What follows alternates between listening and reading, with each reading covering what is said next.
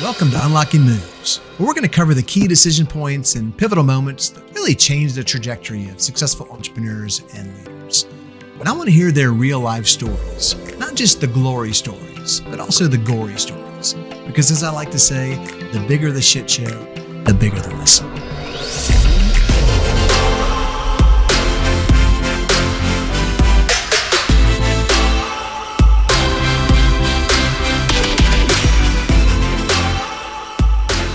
So speaking of shit shows, my guest today has made a living telling stories about him, things that really happened to him, or as he would correct me, things that happened for him, not to him.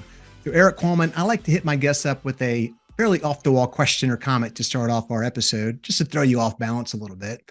So my question is a two-parter. Let's start with the comment. You were recently named the #2 most likable author in the world behind J.K. Rowling. That sounds like a made-up award. And second of all, less likable than J.K. Rowling? Well, keep in mind, this was many, many years ago. And then it's funny because they introduced me sometimes on stage because of that. And they're like, well, you don't even want to be associated with her. I'm like, what happened? Because I don't follow the news as much as I probably should. So now we've changed it to second most likable author behind the Harry Potter series. So, but yeah, it does sound made up. There is a company that's quite large, actually, Likable Media up in New York. And they run Likable Awards. And so fortunately, I somehow got on the docket and then fortunately was able to get a distant second. It was a distant second, but fortunately was able to get second place and above one of my idols, Seth Godin. So that was kind of one of those aha moments. But it's one of those places, it's just the stars align, somewhat luck, right? That you got put on the docket, that somehow social was hot. I was big in social because of socialnomics, and so it's the right place, right time. That's awesome. That's awesome. Well, thanks for playing along.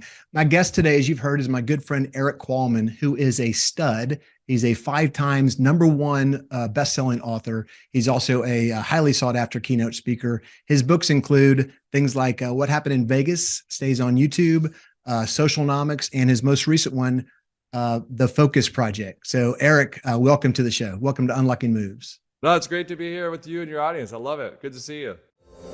If you're just joining us on Unlocking Moves, today's episode is brought to you as usual by HireBetter, the strategic talent partner for growth-minded entrepreneurs everywhere. Awesome. So Erik, you have such a great story from online marketing for brands such as, in the auto industry and Yahoo and things like that, all the way to Equalman. I know a little bit about the story behind the superhero persona, but what I don't know is how that even came about. Like, how'd you even go from individual contributor to superhero? Yeah, I mean, I was at the tech side of the business, as you mentioned. So I was there for 2 decades. I started very young as an intern at Cadillac. So very, very young. And then digital took off basically when I was an intern, meaning websites were new. So I literally, it was a PDF, but helped program Cadillac.com. It's just because they're like, you're young, like make it happen. And then how do I get here to where I speak and write? And why do I wear green glasses? Why am I called Equalman?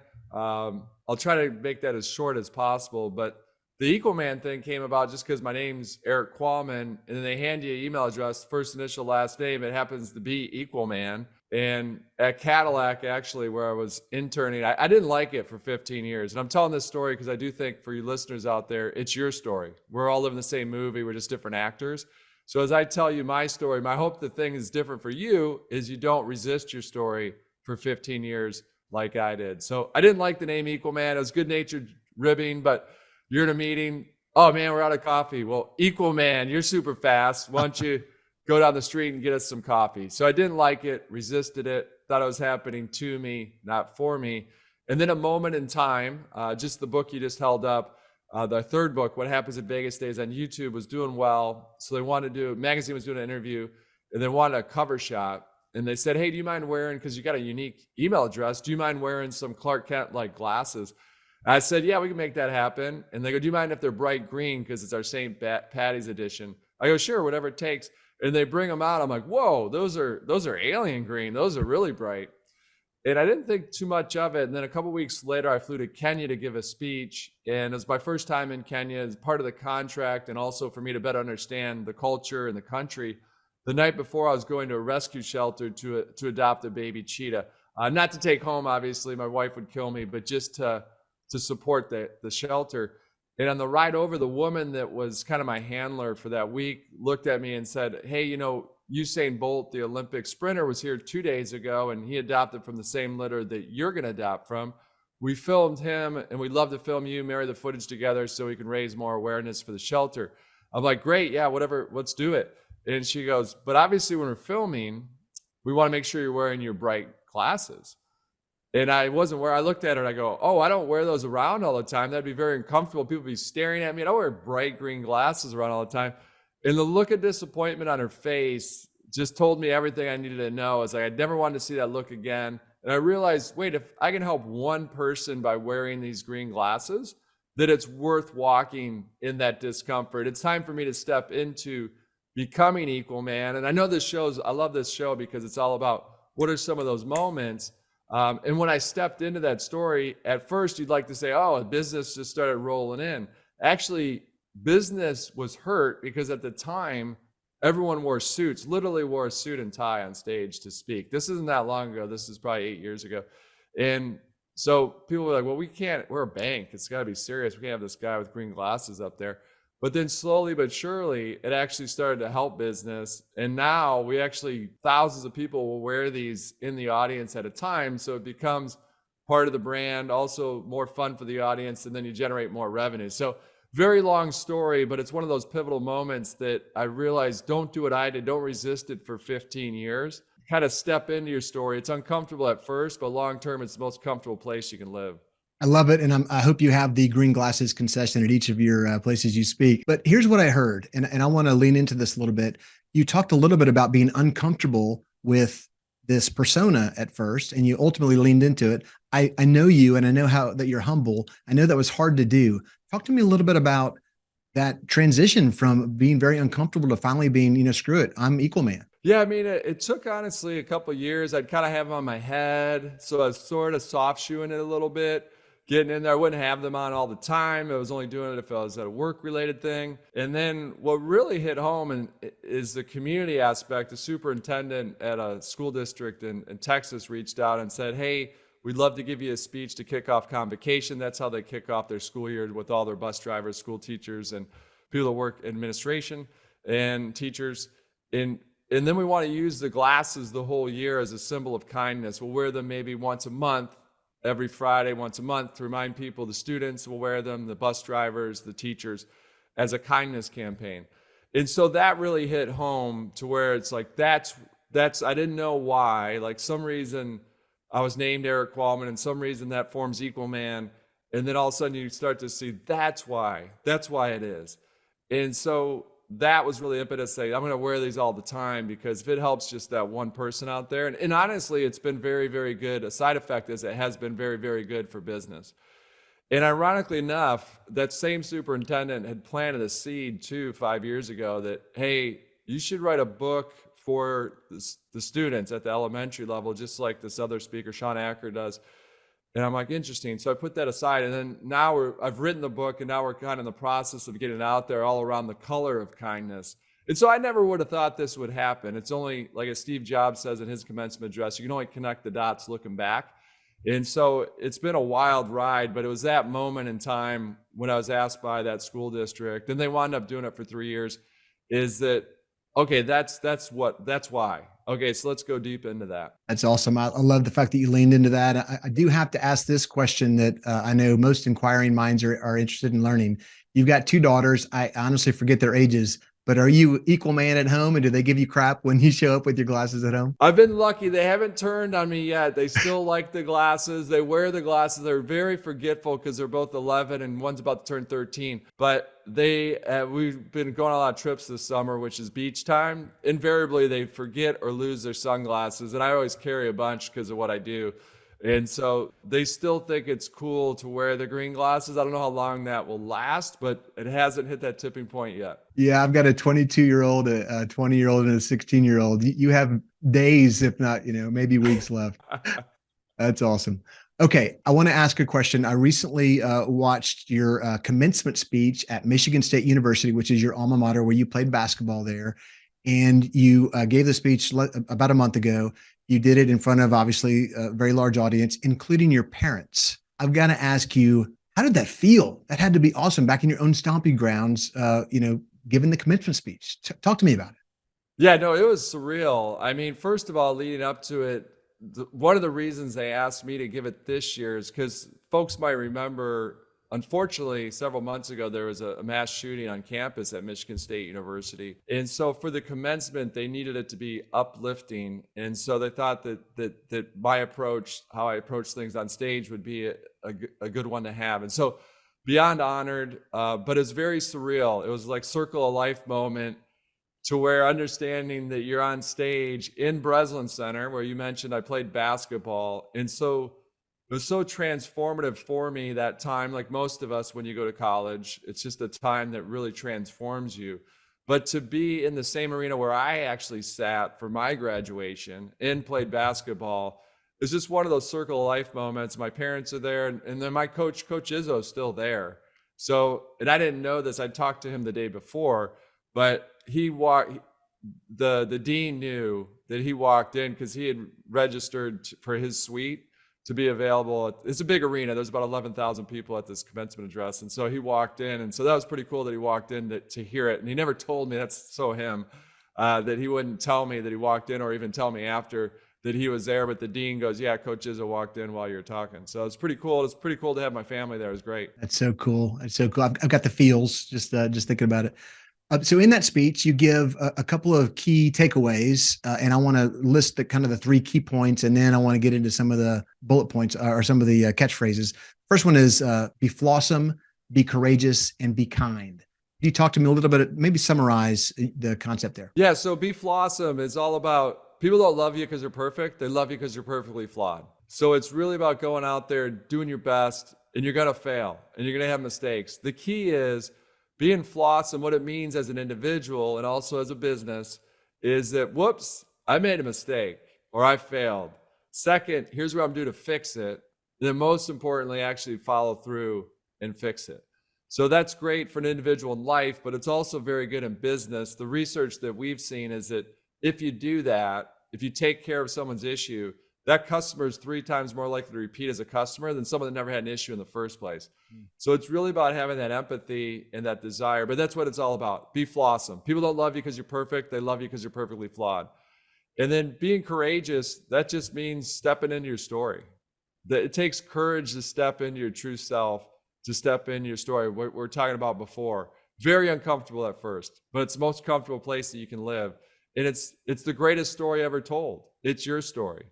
And then last but not least, it's all about, we always say at our company, have fun and be kind. That's it. Have fun, be kind. So step into that kindness. Kindness wins, and be kind. It's hard to do, but you'll stand above the rest when you're kind as much as possible. Again, FLAWsome, you're going to have days when things aren't going well. You're going to slip, but it's really about that long-term, that slope going up. It's a roller coaster ride, but it's really that slope continues to go up. I love it. The concept of FLAWsome. You could be the spokesperson for this podcast. I mean, it's exactly what we try to preach every day. And I love that you brought that home. One of the things that was, as we were preparing for the show with my producer, he noticed this scratch on my nose.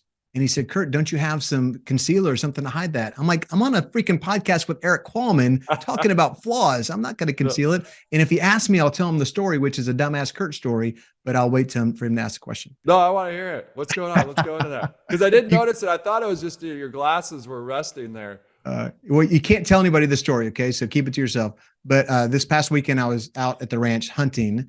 And at night, we have a green light overlooking the camp where if a critter, a pig or something comes in to eat some corn, you can shoot the pig at night. And at night, you also, at least my flawed way, I got closer to my rifle in order to be able to see. And I was too close. And so when it kicked, it's a very powerful rifle. It got me in the nose. So nobody else knows that story. Please don't tell anybody. Oh, man. I could easily do that. Now, did you make the shot? Did it work? Hey, I don't remember, Erik. That was so long ago. Okay. No, I missed a shot. One of the other things I loved about your commencement speech, you talked about when you were a student manager for the basketball team, and you talked about wanting to pursue your dream of being on the basketball team. And at first you didn't tell anybody about your dream. Then you started saying, you know what, I want to give this a shot. I've only got 2 years left. So you started talking about your dream Tell me a little bit about that, because that very, very much resonated with me. Yeah, I mean, I think it's true of all of us is that we hold our dreams kind of tight, because if we tell people, then we feel like if once I tell people, I might fail. And so if your dream in life is to be the best singer ever on the planet, but you don't tell anybody, then you never really failed because you didn't really tell anybody. So you still have in your mind that you could still be that singer, but you'll never become the greatest singer by not singing. So that's the irony of it. So I did the same thing. I was sitting there, I was cut from my basketball team as a junior in my high school. And so I love basketball. I loved it so much in 8th grade. That's my entrepreneurial start. I sold marigold seeds first, but then in 8th grade, I wrote a magazine called Swish Magazine. It's a pretty cool logo still. I'm pretty proud of the logo, but Swish Magazine. So my dream's to play college basketball. And then I'm the manager, which is the water boy. And I loved it. I love being part of the team. You're there more than the players. It's a bigger grind, honestly, than the players, because there's more time. But I had that dream. It kind of whispers at you. It kept saying, you can do it. You can do it. And I realized I needed to I told the students in a commencement address that I go, hey, no offense. I know that a lot of you put on the freshman 15, but I put on intentionally the freshman 50. So I went from 160 pounds to 210. That was my main thing. I needed to put on strength. And I saw it. I'd play against the players after practice. I go, man, I can make the team. Junior year probably could have made it, but I didn't have the guts. I hadn't told anybody. Still didn't have. I thought people would laugh at me. It was that moment against the wall when you wake up that summer and go, wait, I only have 1 year left. People always think they have eligibility. Once you start college, your eligibility starts, even if you're not playing. People don't know that. So once you start it, the clock starts ticking. So I have 1 year left. What's there to lose? So it took that moment to be, if you're back against the law, nothing to lose. So I started telling my brothers first, and they didn't laugh, which was good. They're like, you need to work out more. So they're kind of supporting you. Some people laugh, but most people didn't. And they're the ones that support you. But that was the key. Once it's out there, then it's not just you. You've got a support staff cheering you on. And then also you try almost a little bit harder because you don't want to let them down. You're not just going to let yourself down. And then fortunately, I was still the manager. So I was doing all the manager work, but they were letting me try out for the months leading into the season. There's only one open spot because they only have 13 folks on the team, 13 players. And then I walked in, I remember it was in October, it was for media day. And there in the locker was 42, Jackie Robinson's number, 42 is there hanging. And there's my name on the locker, on my jersey for media day. And then everyone's just clapping because they knew I usually walked in at a certain time to do certain things. And so I was like, oh man, that's crazy. So it was one of those moments. And then they wound up giving me a scholarship actually. So I never would have thought that would happen, but it wouldn't have been possible without sharing the dreams. I think that for the listeners out there, I know you have a dream. I have dreams right now that I'm holding tight to the vest. So it's still a learned process, right? I've got some dreams deep in there that I haven't let out, but you got to let them out. And then when you do that, then you're going to get that support. And then now you're going to go for it. Man, I love it. It's so inspiring. Rudy's got nothing on you, my friend. That's an awesome story. One of the reasons it resonates with me is because, as you know, I wrote a book, and I was probably a year into writing my book before I even told my family I was writing a book, for the exact reason you just said. What if I fail? I'll look like a failure. And so, and I didn't have the guts. So thank you for, hopefully I know you've inspired others. It's funny you mentioned the movie Rudy, because Angelo Pizzo wrote that movie and produced it and directed it. And then he also wrote the movie Hoosiers. And so I was a huge fan of Hoosiers. And so I'd written him a note saying, hey, this kind of inspired me to make the team. Well, it turns out he's a huge Indiana basketball fan.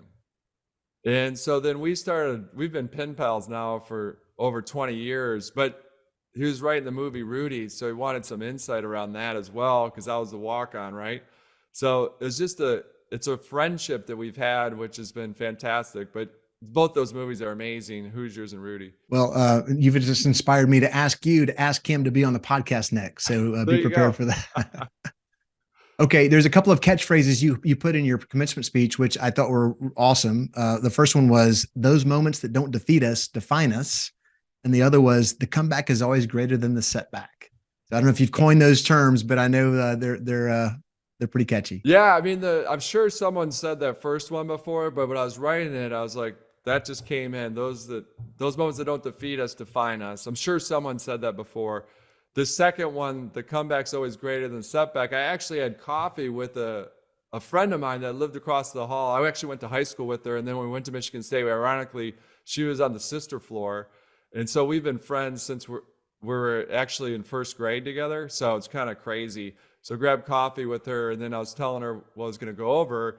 And she goes, she gets credit, Kelly McCann, for the comeback is always greater than the setback. Oh, that's awesome. We'll put that in the show notes for sure. We'll help you get that word out there, and we'll get credit to your friend. So speaking of my book, Who's Your Mike? So as you know, I wrote a book called Who's Your Mike? A no bullshit guide to the people you'll meet on your entrepreneurial journey.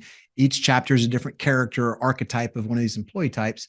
I'd love from you, like, what was your favorite character from the book? I know you're quoted in the book, which is awesome. Thank you for allowing me to do that. So characters like Mike, who's the title character, you've outgrown. Harry the hustler, you've overpromoted. Pipeline Paul, the big swinging full of crap, airbag. Which one resonates with you the most? I mean, you have Bounce Around Betty. I always like Pipeline Paul because, like, that person, like Pipeline Paul's there. And I love the book because, like you said, I mean, the whole purpose of it is at some point you grow to 20 million in revenue. The people that got you there might not take you to the next level, which is very difficult because they're so loyal, and so it's very tricky when you get to those spots. And you've lived it. I've lived it in organizations like Yahoo. I remember people crying when we got rid of the founders because they needed a different CEO to come in to take it to the next level. And so it's a great book, and I love that it's for those that don't like business. This is the book for those that don't like business books. That's good. Well, awesome. Well, I appreciate that.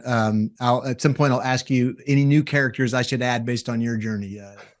Actually, maybe I'll ask you now. Any come to mind? Shiny object Sarah. Shiny object Sarah would come to mind. Like, they're going after the next shiny object. Oh, crypto, let's grab that. Oh, AI, let's go 100% on AI. All shiny right. Object Sarah's out there.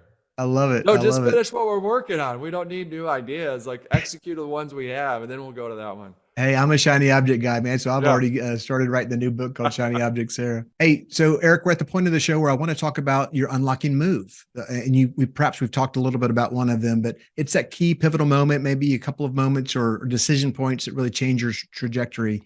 Are there anything you'd like to make sure you touch on? Gosh, I mean, there's so many over the course of your journey. That's why I love the show. Obviously, we talked about one, like having the guts to tell people I want to try out for the basketball team. Now, the big thing there is you make Michigan State. We're #1 in the country my freshman year, ranked. I mean, it's a program that's top 10 traditionally. And so what that taught me was that if you can dream it, you can do it. And so any hard moment after that, I could always recall that and go, wait, if I could do that, then I can do this. And a lot of people get out of school, I was the same. You get out, you don't know what you're doing. You have those moments that are kind of dark. Like, what am I doing with my life? I was just traveling with the basketball team. Now I'm in the red eating Big Macs. I don't have any money. I'm eating just pasta all the time because I don't have any cash. Like, what am I doing? So that was a big moment because I always reflect back, like, if I could do that, I can do anything. Another big moment was just like you mentioned. So when I wrote Socialnomics, that was a big moment, but really a critical point, a pivotal point was I did a video that went massively viral. And so that was social media revolution, just all this animation. And so most people kicked off their meetings with that. So that's way more popular than the book itself. They're like, who did that video? And the biggest key point there was I was getting pushback from the publisher because I go, well, this video is going to really help sell the book. And they go, but you don't mention the book in the video. And I go, and you don't mention yourself in the video. I go, that's the point. The point of the video is to be a useful tool for other people out there. They go, that's not going to work. Whatever. I go, did you read the book? Like, did you read Socialnomics? Because that's the whole point of the book, that it's not about you. It's about letting other people take your work and push it out there. And so fortunately, I had the conviction when a lot of smart people that have been in the industry longer than I am just said, no, my gut says, I don't want to mention the book. I don't want to mention myself per se in this video. Let's make this a useful tool for people that need it. And so that was a critical moment to, I guess, I think you need to listen to people, and I always do, take it in, but also go with what you think you can live with. And so funny enough, What Happens in Vegas Stays on YouTube book, that's the subtitle I wanted for Socialnomics, but they said, no, it needs to be more businessy. And so I go, no, I think that title, people are going to like it. So eventually I was able to do it 3 books later. But it's also try to listen, but also try to go with what your gut's telling you as well. I love it. What you just told me was the experts aren't always right. And you trust your gut, especially if you're trying to disrupt things and do things different. So that's a key takeaway for me. I always say on stage, pioneers get pushback. If you weren't getting pushback, if it was easy, it would be done. So pioneers get pushback to signal you're pioneering. So it's super frustrating in the moment. When I was younger, you kind of didn't understand that. But then as you get older, you're going to anticipate that pushback and go, I understand. This is kind of crazy, guys, but I think this is where we're going. And let me circle back in a week. And so we go over it again, because I get it. I just sprung this on you, but we'll come back. I think this is where the world's going. I like it. Pioneers get pushback. There's a fine line between shiny object Sarah and sticking to your gut because you're doing something new and unique. So I appreciate the nuance there. So Erik, I like to consider myself the listener's advocate. What would I want to find out about Erik if I've got him one-on-one in this call? I had a question teed up, which I'll still ask you, but you've given me a new one. Give me one of those dreams that you've got locked into your head that you haven't told anybody. Gosh, one of those dreams locked in there.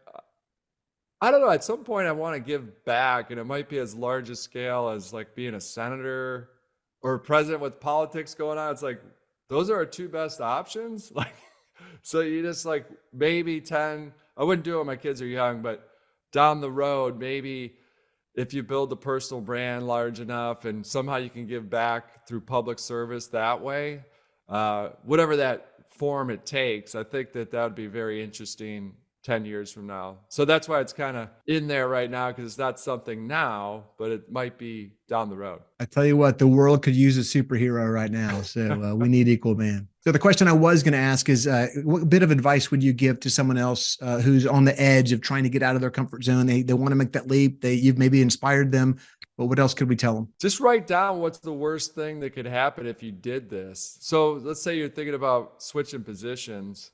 And I've done that a couple times in my career. So I'd always make a list, or the last leap was to go all in on just writing and speaking. So I wrote down, if this failed, what would be the recourse? And I go, you know what? I could probably get a similar job to the one that I have currently. I could just explain, look, I had this book, was doing well. I wanted to go full time, speak, and it didn't pan out, but this is what I've learned. And so even probably more valuable to be able to come back with different skill sets by doing that. So I think that's always a helpful exercise. Whatever decision you're making, obviously pros and cons list, but on that list at the bottom, what's the worst thing that can happen if I do this and it's an absolute 100% failure? Like, what's the absolute worst thing that could come out of it?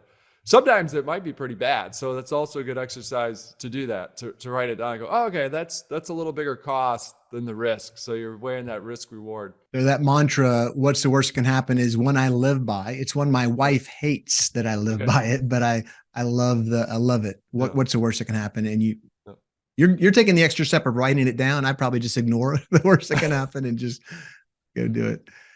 So Erik, I've got one more question for you, and it's a little bit of a trick question, but it is, what is one thing that no one ever asks you that you kind of secretly wish that they would, or maybe you kind of wish or glad that they don't?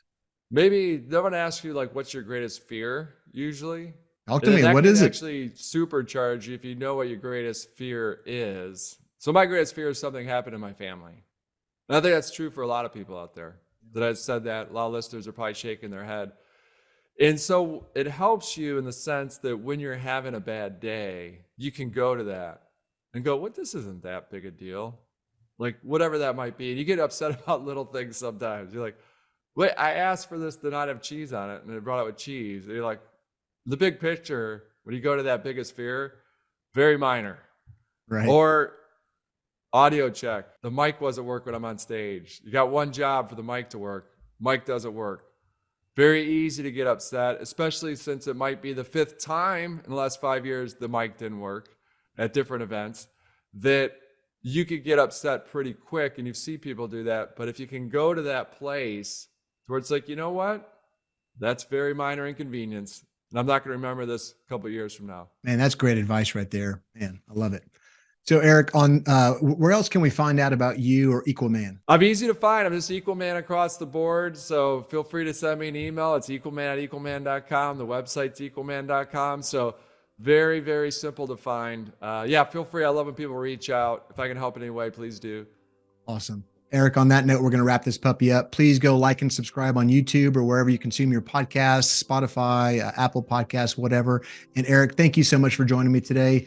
I hope you know that you're an inspiration to millions, and I know you don't take that lightly or take it for granted. Thank you. No, thanks for having me on. And I think there's a metaphor with the scope on your rifle that if you get too close, that can blur your vision. You know, there's something there. I think there's something there, like a story-wise. Hey, ask your friend Kelly to come up with a catchphrase for it. No, yeah, she's fantastic. She's amazing. So it's great. All right, Erik, thanks so much for joining me, man. If you're an entrepreneur and you think you might have outgrown a member of your team, or maybe you've got a mic, as we talked about in Who's Your Mic, check out this quiz at who'syourmic.com/quiz. That's who'syourmic.com/quiz.